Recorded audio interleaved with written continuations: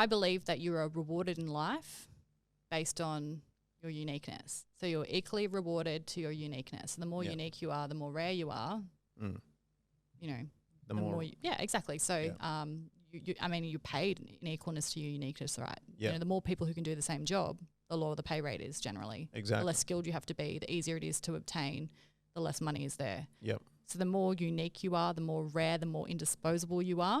That's my thing. My thing's like be indisposable, be rare, be unique. And I think the way we be unique is to 100% be ourselves. What is up, everyone? This is Ronnie, your host of the Ronnie Asani Show. My number one goal in this show is to bring you some of the most amazing and accomplished individuals in the business world to share with you some real, raw, and authentic business insights.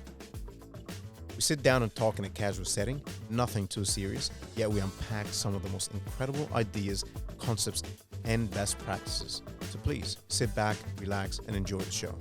Oh, and don't forget to share the love. Like, share, and subscribe. Gracias, amigos. All right, what is up, everyone, and welcome to another episode of the Ronnie Asani Show. Joining me today, Amanda Williams, director of Yellowpanda, which is a PR and a digital agency based in the Gold Coast. Yes. Amazing. I love the Gold Coast. Quick intro about Amanda. Amanda has a little over 10 years industry experience in communications. You left a career working with politicians. That's correct. Why would you ever do that? No, I'm just kidding. To start your own PR firm. So well done. So what you and Yellowpanda focus on is helping, and we'll go into that in more details in a bit, but on a high level, you guys focus on helping business leaders raise their profile. That's correct, yes. Awesome. And you have a list of nominations. I guess one of them was 2020 finalist Young Entrepreneur of the Year, Gold Coast. Yes, in the media and PR category, yes. Amazing. So, Amanda, welcome to the Ronnie Asani Show. Thanks. Nice to be here. Awesome. All right. Being a PR guru, I thought maybe we can start talking about that. Sure. Why is this so important? And at the same time, because you and I would agree that it's so important, yet, and a lot of people know, yet a lot of people ignore it and don't really do anything about it. I find that fascinating that people know that being or like investing and putting a lot of work in PR pays off, but a lot of people don't do anything about it. You know why? Why? Because PR is the long game. Very. We're looking at building and future-proofing the business over time, as opposed to there being quite a lot of quick wins out there, aka ads. Yeah. And look, PR can't exist without marketing. We're in bed together, more or less. But yeah, I've worked with clients, particularly startups, I would say, who look at their budgets and go, well, I know I can spend this much on Google Ads, and for every $20 I spend, I get a lead. But I look at PR and I'm like, how do we measure the ROI on that? Absolutely. So that's one of the main reasons. Yeah. I've also, I look at it from an agency perspective and also from a client perspective, and I see that quite clear. Over the last 10 years with the rise of performance marketing and being able to measure everything, everyone has drifted to, channels and avenues where you can clearly showcase to be the management, be anyone else, or to yourself, that is the return.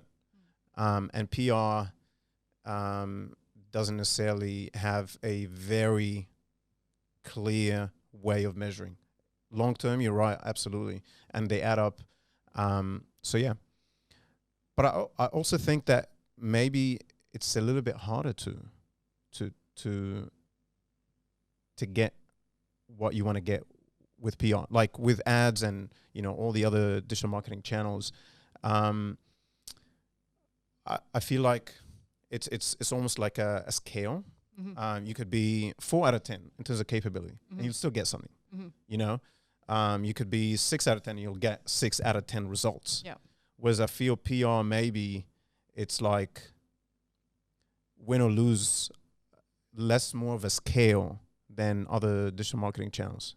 Right. Like you have to have like a certain level of expertise to actually Make That's things correct. work. It comes down to the operator, right? Yeah. So, I mean, I went to university. I studied a Bachelor of Communications and Journalism and Public Relations, and then went on to do political communications for 6 years before starting the business 4 years ago. Yeah.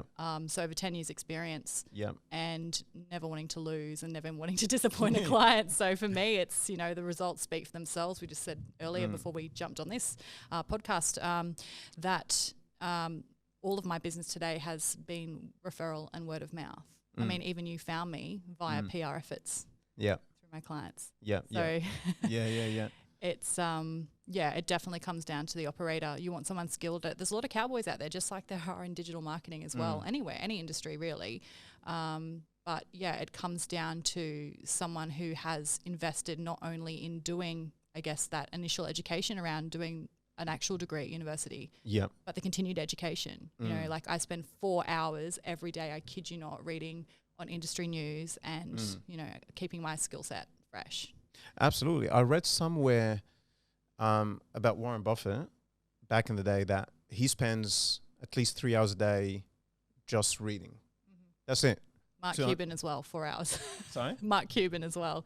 Recently said 4 hours as well, yeah. And then Amanda, 4 hours. Yeah. 4 hour club. No. You should join it. You just beat Warren Buffett's record. 4 hours a day. Everyone's going to be a little bit better than Warren Buffett. That's what we should be aiming for anyway. You're just about 10 years away.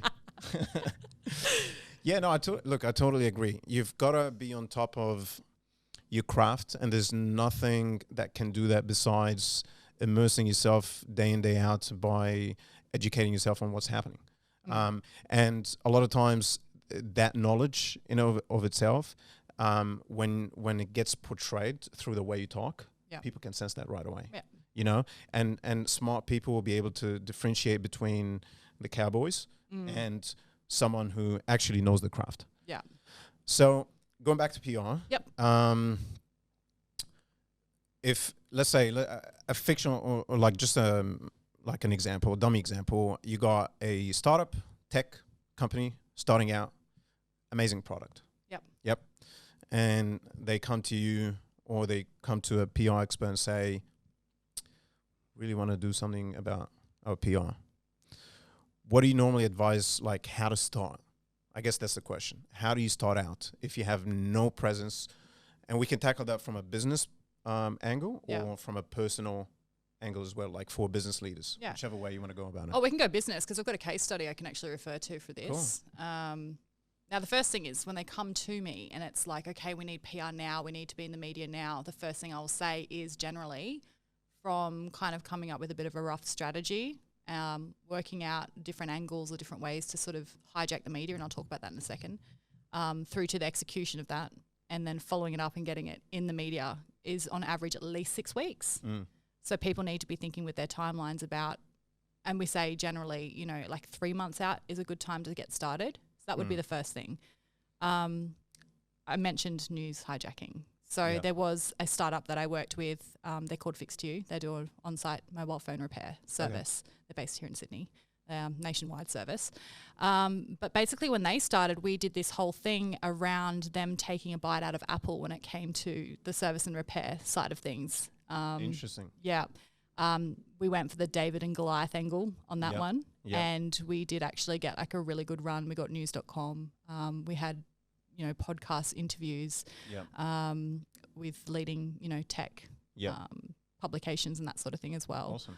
So it was really, I guess, aligning up with something that was current that we could, bite into. There's a lot of stuff at the time going on legally with Apple as well at the time. So that's a good tip for any startup is to try and find something that is a current affair already happening that they can kind of continue developing a dialogue or a story about that ties in quite well, and find the journalists who are talking about it and then ride the wave in a way. I think sometimes people refer to it like that. I don't necessarily like to refer to it that way, but essentially you're, like you said, you're leveraging something that has already been buzzing around and people are talking about it, and the chances of a publisher or an editor who would be interested in continuing the dialogue or, you know, being open to talk about something that's already making a lot of headlines can a lot of times be higher than approaching or,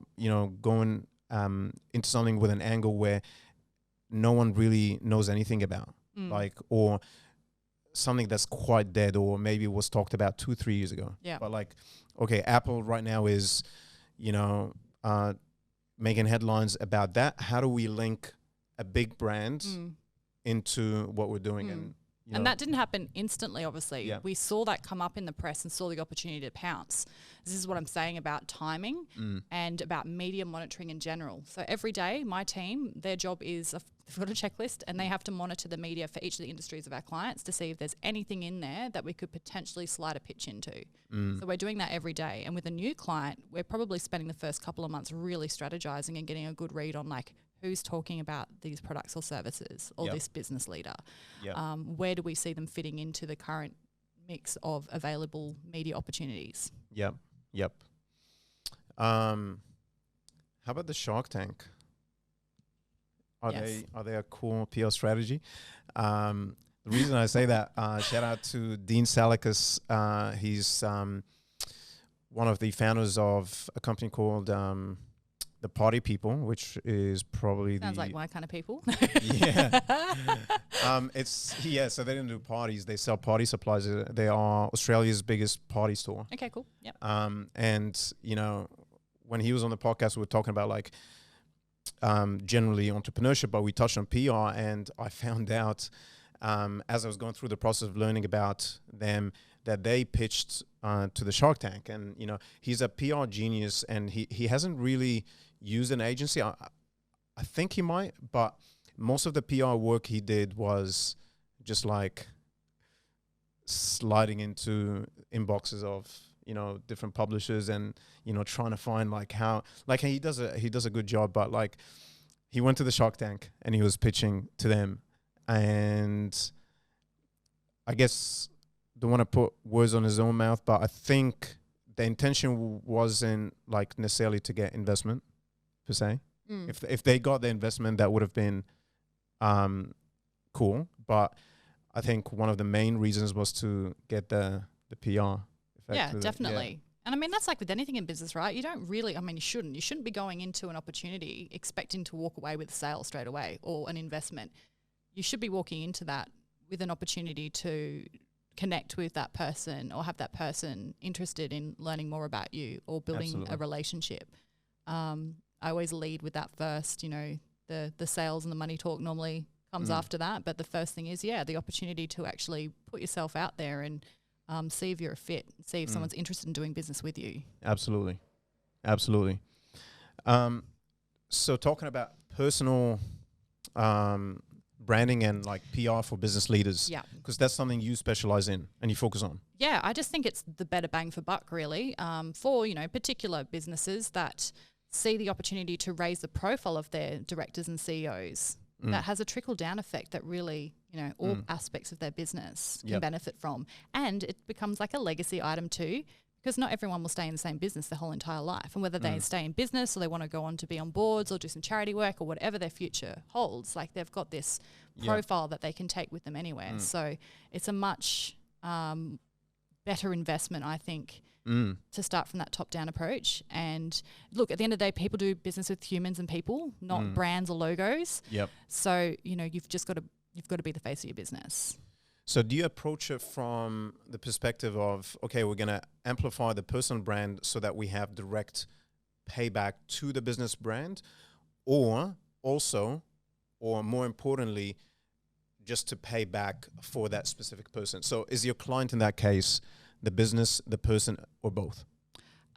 We focus on the person, but you're right. There's a trickle-down effect into the business. The business does get mentioned, but it's, look, people are more interested in the person, and particularly with the business leadership style marketing PR blend that we have is more about helping business leaders come across as being really authentic and real and approachable. And it comes from a place of not ego, because personal branding and elevating one's profile can be seen as being quite an egotistical move, but it's actually a move based on service and wanting to serve others and sharing, your information. And so all of the business leaders that I work with have got that on their agenda, that they want to help inspire the next generation of business leaders or professionals in their fields. Yep. I think you're definitely right. So, and it also depends on the industry, because I feel every industry has a certain way of communicating and culture, and what you might do in one industry. So what you might do in an automotive industry, if let's say you were marketing or working with the PR of a CEO of, I don't know, Lamborghini. Yeah. Right. That's not necessarily gonna, the way, the tone of voice, the word choice, how you position things is not gonna be applicable for, or maybe it will, but most likely wouldn't for someone who's like a tech CEO. Yeah. Or a startup. I guess we're not trying to make people, though, their brands and their businesses. We just want people to be their people and stand on their own 2 feet. Yeah. So I guess the strategy that we build, so if I was to walk you through sort of the strategy behind the leadership PR side of things, I actually turned it into a very clever acronym called PANDA. Yeah. P for plan, A for audit, N for narrate, D for distribute, and A to analyze at the end. And I'll quickly walk through those with you. So plan is strategy. So all of the business leaders that we work with, we build a communication strategy which looks at, who we're trying to reach in terms of like the customer avatars, all that similar sort of stuff that you do in digital marketing, the key messaging and the places to reach those audiences. We also do a social media strategy. We do a personal brand strategy. We put them through different sort of diagnostic testing as well to find out their brand persona and different things about the personalities and their key strengths. And I've also got a new module that we've added on, which is a leadership module, very much inspired by Simon Sinek, where I work with the business leader to establish their why, their purpose, their values, and basically the just cause that they're working towards in their business and in life in general. So that's 4 massive components. Generally takes a couple of months to bring that strategy together. But once we have that and they sign off on it, they have this clarity around like, who am I? What is my message? Where am I going?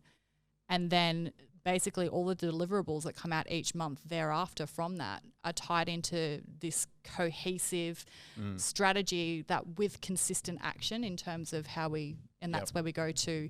So we go from the P to the A, which is to audit. We look at doing a massive big digital audit to see where they are and where we can make improvements, that sort of things. But to go to the N, which is to narrate, which is the storytelling component, right? So that's where we're doing all of the opinion pieces, interviews, and we're basically getting information out there through social media posting and all that sort of thing. And it all ties into this strategy and it's all congruent from that point. So I love it. And it's never been more important, right, to have that online profile, particularly as we saw with the pandemic when no one was going out meeting people face to face. Like, how do you get found? It was so beneficial for me to have my profile at the point that I'd gotten it to before that had happened, because when I worked in politics, I wasn't really meant to have much of an online profile. I didn't really have social media or anything. So it literally had taken me 3 years to build my social profile to where it was. Had I not started 3 years earlier, I don't know if I would have survived the pandemic. What channels are you focusing on? My 2 channels of choice are LinkedIn and Instagram. And because the LinkedIn obviously is a little bit more professional, but the Instagram allows me to give people a window into my life and not just who I am at work, but more so who I am outside of work, which if anyone follows me on Instagram, which is Amanda Panda Williams, involves a lot of jet skiing. I'm finding that out my right cute now. dog, outfits, a lot of travel and adventure. I'm an explorer archetype at heart, so I'm all about like going new places, doing new things, a bit of a daredevil. I've swum with wild hammerhead sharks in the Bahamas, and I've done overnight mountain hikes and all sorts of random crazy stuff. Just when you think you figured me out, there's something else you find out. Were you swimming with the sharks outside a cave? No, just in the wild. Like literally jumped off the back of a yacht into the water and sorry, what sharks were? What kind of sharks? Great hammerheads. Hammerheads. Yeah. Okay. They're not as dangerous. They are still. There's a video on my Instagram if anyone wants to check it out of me swimming down to them. So well, there were some bull sharks and some tigers and lemons and stuff around at the same time, but it was a bit of a risk. So you're an adrenaline junkie. I like to take risks. I just don't want to have any regrets about not having experienced as much as I can in life before I die. Yeah. I'm kind of similar to you, not in that aspect, but in terms of like social media choice, I'm focusing on, like, for me, LinkedIn is B2B. Yeah. So connecting with professionals who I can communicate with and network with, help out, etc. That can potentially also be clients. But Instagram is more like B2C. Yeah. You connect with people on a personal level, like you said, you show them who you are, and also the levels of conversations are a little bit different.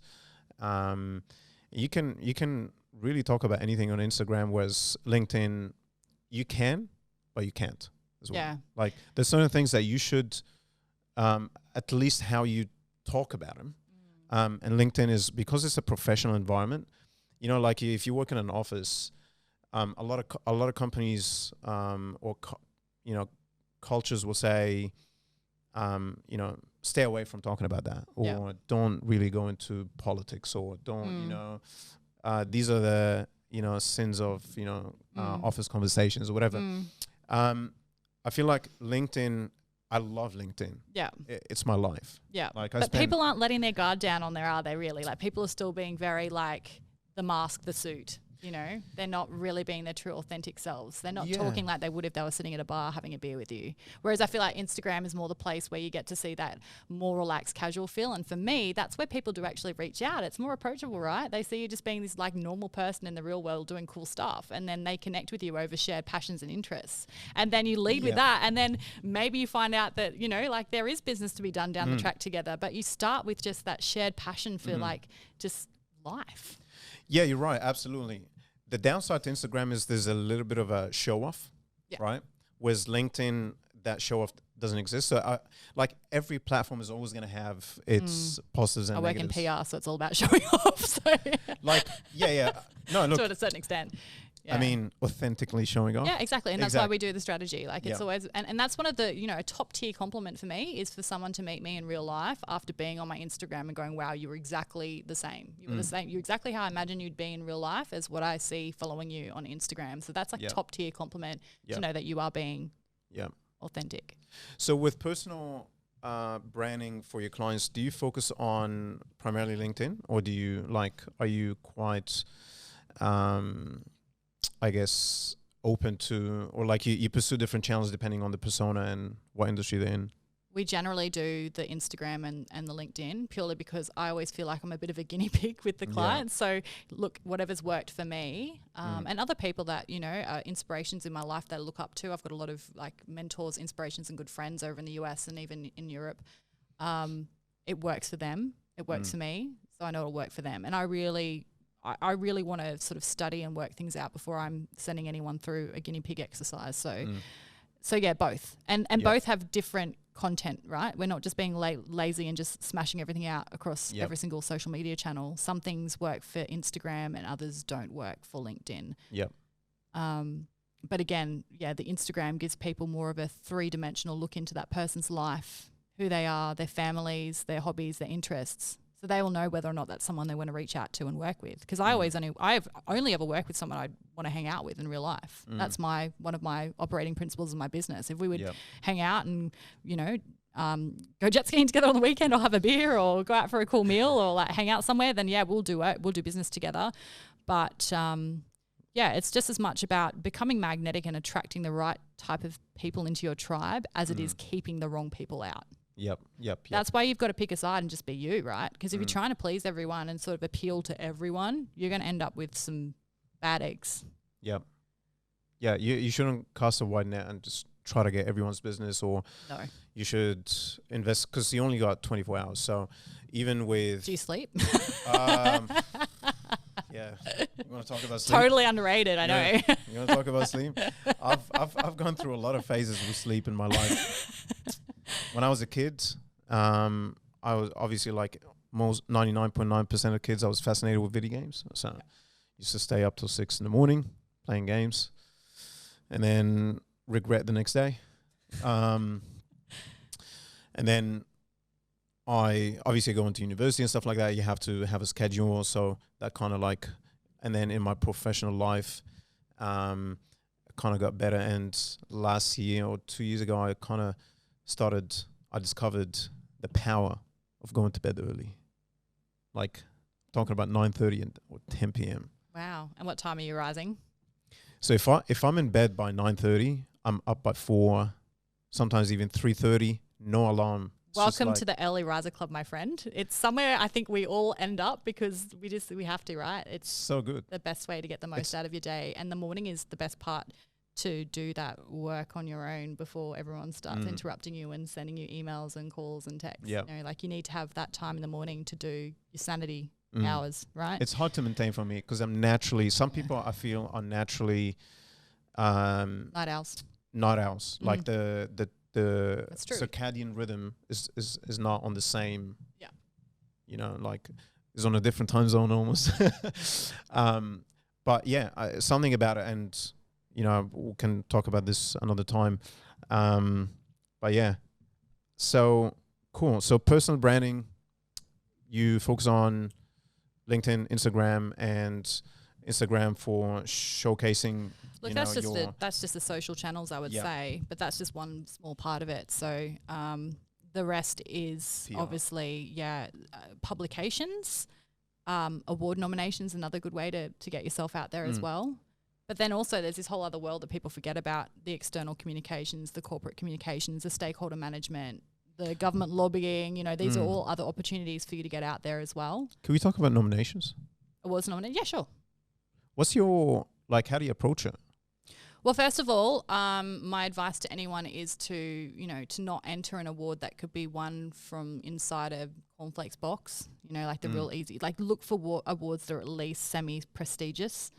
Don't try just to get something. Yeah, don't just try and win an award that like no one knows about and then put it everywhere and make it look like you're like big time when you're not, because people see through that. I mean, some people might not. You may fool some people, but generally speaking, you know, people can see through that if you're being a little bit inauthentic around the level of award that you've won.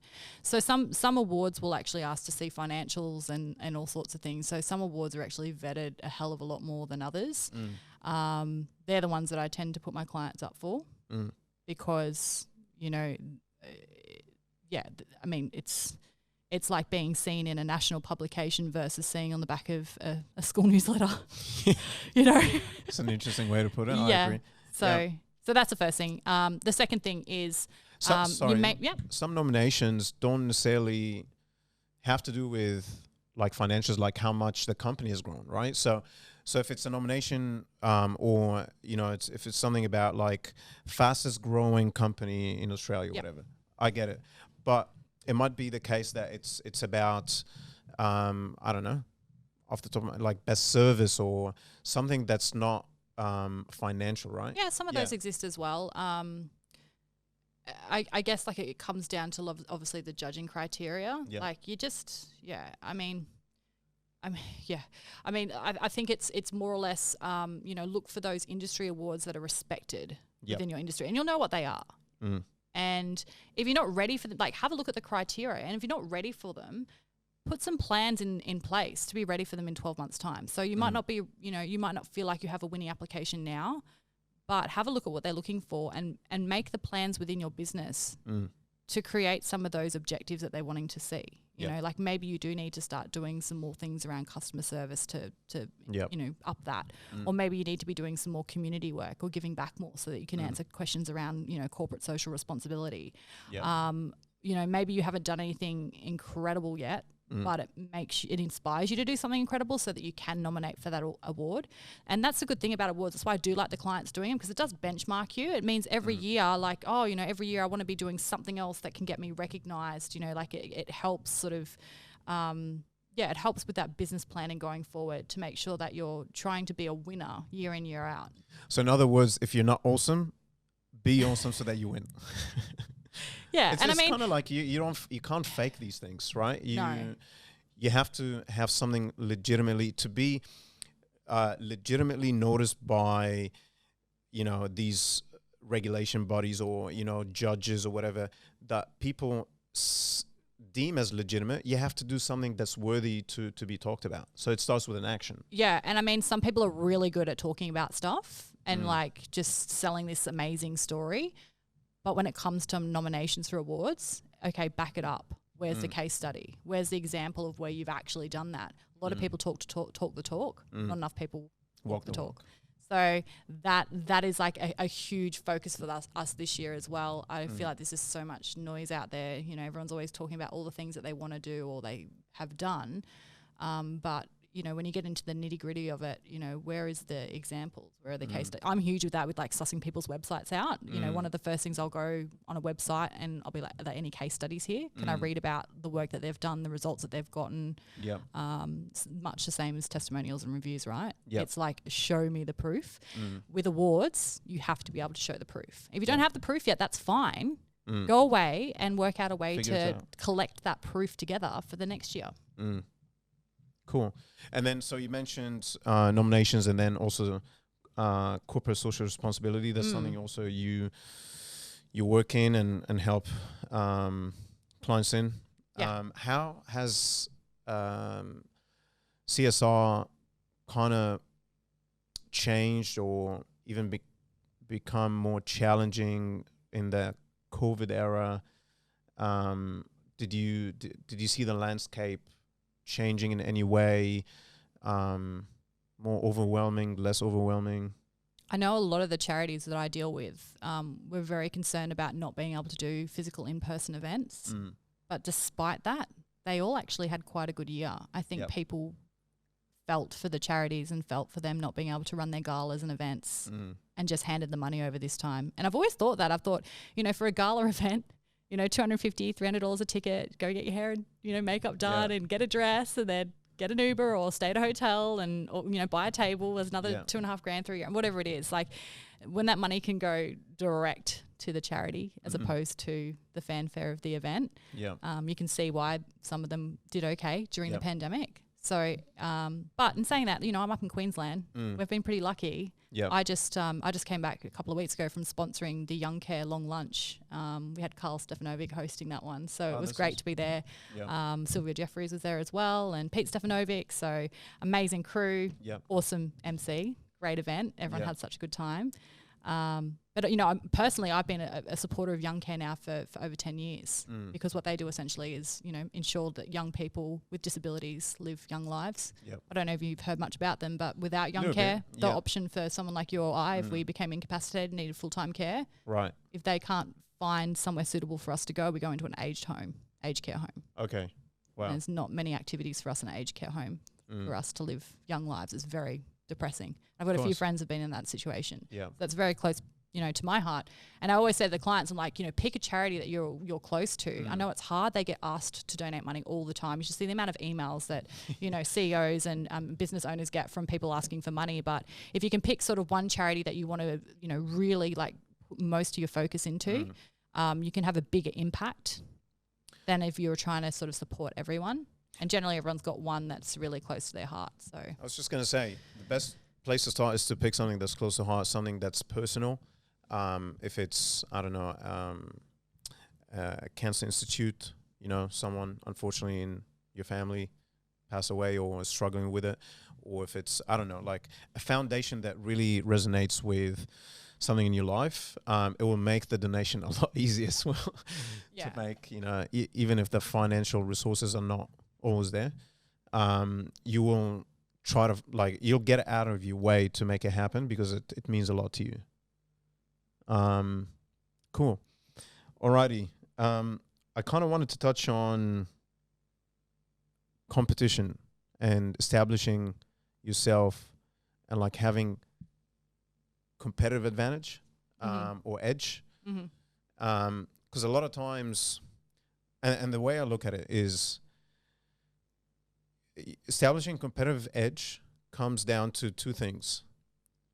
Actually having something competitive, whether it's, you know, I hate being competitive on pricing because it means your product is not competitive. So your product or service being actually competitive and giving true fundamental value that is a lot or significantly different and better. So that's how you establish an edge. But the other part, which is equally important, is how you communicate it. So is that something you think about, work on with, you know, your clients or even for yourself? How do I, and I remember this, I read this one time, I think it was an Elon Musk quote.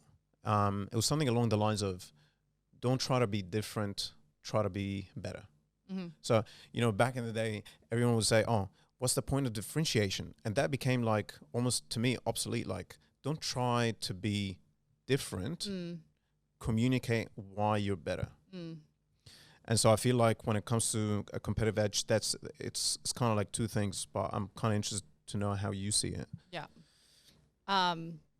Yeah, so for me, and I was actually just talking to my teammates about this last week, I believe that you are rewarded in life based on your uniqueness. So you're equally rewarded to your uniqueness. The more unique you are, the more rare you are, you know, the more yeah, exactly. So you're paid in equalness to your uniqueness, right? Yeah. You know, the more people who can do the same job, the lower the pay rate is generally. Exactly. The less skilled you have to be, the easier it is to obtain, the less money is there. Yep. So the more unique you are, the more rare, the more indisposable you are.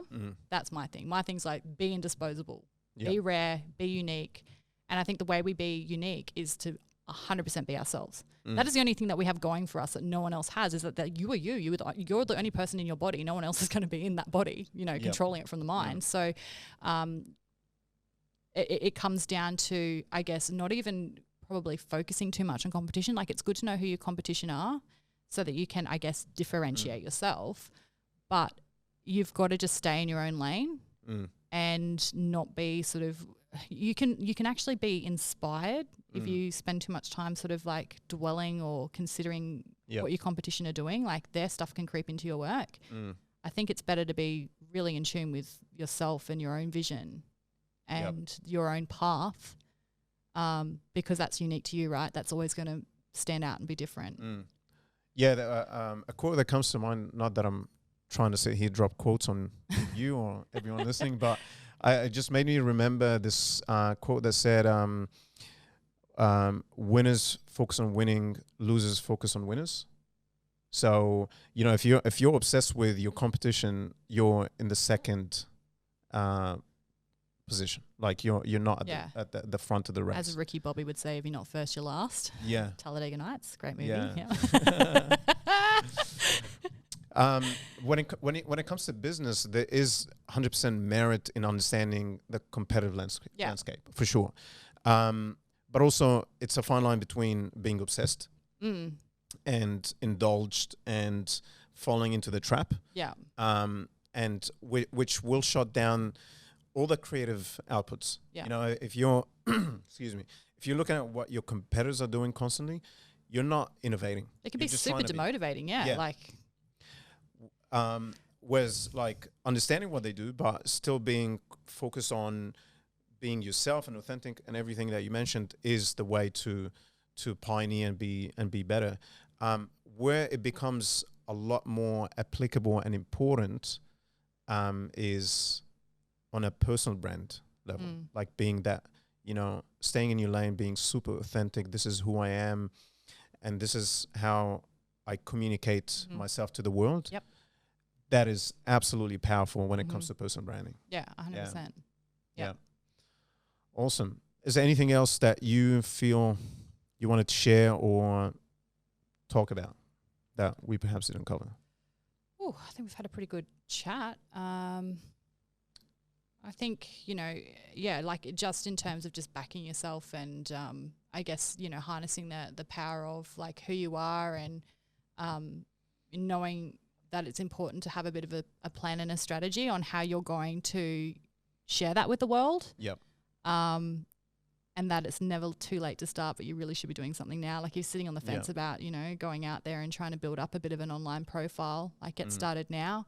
You know, even if you just start small habits, maybe write one article or blog a month and be a little bit more thoughtful about, you know, what content you're putting on Instagram and LinkedIn. Do a little audit on yourself. Like, are you really being authentic online? Are you really talking about the things that matter to you?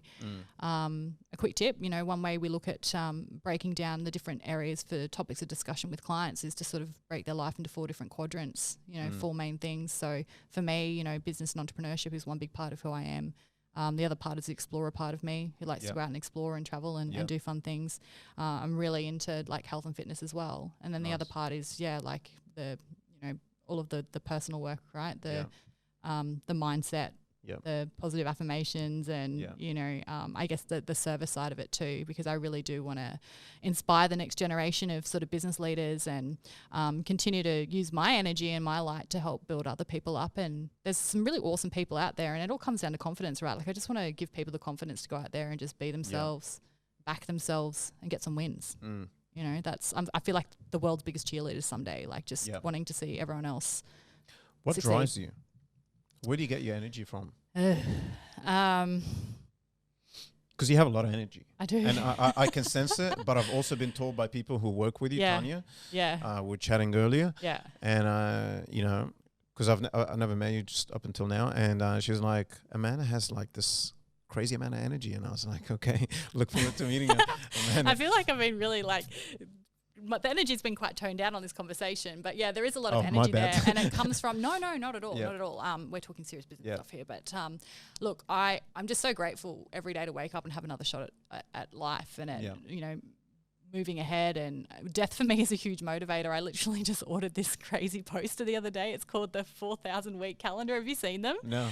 And so you put your birth date in there, and then they blank out all of the weeks of your life that are already done. And then it tells you how many you've got left until you're 88. So you can literally see at a view, like how much of your life has already been lived. So I'm looking at mine now going, oh my God, like I'm almost at the halfway mark. Ooh. And to look at that, I'm like, wow, like you everyone lives life like you get a second time around, but I don't. Like I'm like, this is it. This could be the last day. And I'm just really inspired to go out there. Even if not, you should still live that, like thinking that way. Yeah, exactly. Yeah. I'm just inspired every day to go out there and do good work. Like I love the work that I do. I love working with the people that I do.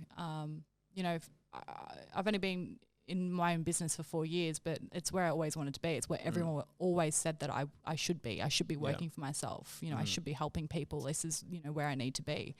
So I guess I'm still at the early end of, you know, the entrepreneurial journey, only being 4 years in. But I don't know, like I find it super rewarding to work with people who inspire me, inspire them back. Yeah. Yeah, I don't know, like, you know, I've just got that purpose. Like I know I'm having an impact. I know I'm helping people. Like it's just, I hear that from people when they thank me for my time or my support, my friendship, you know, my work. That's what really drives me, is knowing that I'm making a real impact, a difference, and keeping that positive energy up. And you know, because that's the thing, like everyone needs people around. You need people around you who lift you up and inspire you and give you energy and, you know, just make you feel confident and make you feel like you can go out and do it. There's so much negativity in the world these days. There's so many issues around, you know, mental health and depression. And I just think, I mean, since a kid, my mum used to always say, like Little Miss Sunshine, you walk into a room and you light it up. I mean, that's my superpower, right? And I've got to share it with the world. Yeah. It sounds like you've been gifted something and you're just sharing it. Some people, I believe, I believe some people are born with a high level of energy than others, right? It's something that you can always work on. Like being grateful and having gratitude gives you a lot more energy because it focuses you on the right things, and it gives you that sense of like appreciation of the simple things, and that in and of itself just kind of makes you feel better and it raises your vibration. But some people are just generally born with, you know, a high level, and like you said, your mom was saying, like when you were a kid, like you would walk in any room and you light it up. So yeah, it goes back to knowing who you are and expressing it authentically, right? Like, you know that this is something that is in you, and you're just using it and like letting it out. And you don't really, like, I didn't really even understand it was a thing that was, you know, attracting people in, or that people saw being valuable. You know, when I list out all the things that I can do for people or how I can help people, the energy thing and how I made people feel was never something that I saw, because it's just so natural for me to be that high vibration, like high frequency person. Yep. But then, you know, in the last couple of years, really hearing about how people really notice that about me. And I'm like, wow, this actually this is my superpower. Like, this is my thing, right? And I need to protect it. Yep. Which is why I have to make good lifestyle choices around my training, my sleep, you know, all that sort of thing, because there have been times in business where I've been really burnt out. I've gone through some massive things. You know, I lost my mum 2 years ago, right bang in the middle of, you know, my business, and, you know, had went to Bali and got dengue fever and ended up sick as a dog, thought I was going to die. And, it's just, I've had like those speed bumps and those moments where I've been tested and I've lost my energy based on, you know, some pretty big things happening or illness. And I thought, wow. Like, you don't appreciate how rare and special it is to have just that vigor and zest for life. Yep. So I make conscious decisions now more so than ever. Yep. To keep investing in it and keeping it safe.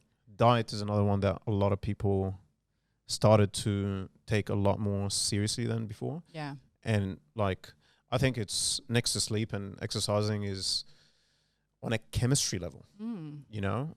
It's one of the most important things, and it's directly responsible for, you know, bringing you up or down, depending on what it is. 100%. And how, and it could be completely healthy, but it doesn't agree with your body. So, you know, one of the things that I'm personally also looking to improve, like as we speak, is understanding every single thing in terms of food items, and, you know, going to the lowest level of detail to understand, does my body agree with that? Because an allergy is just like an extreme level of, you know, intolerance.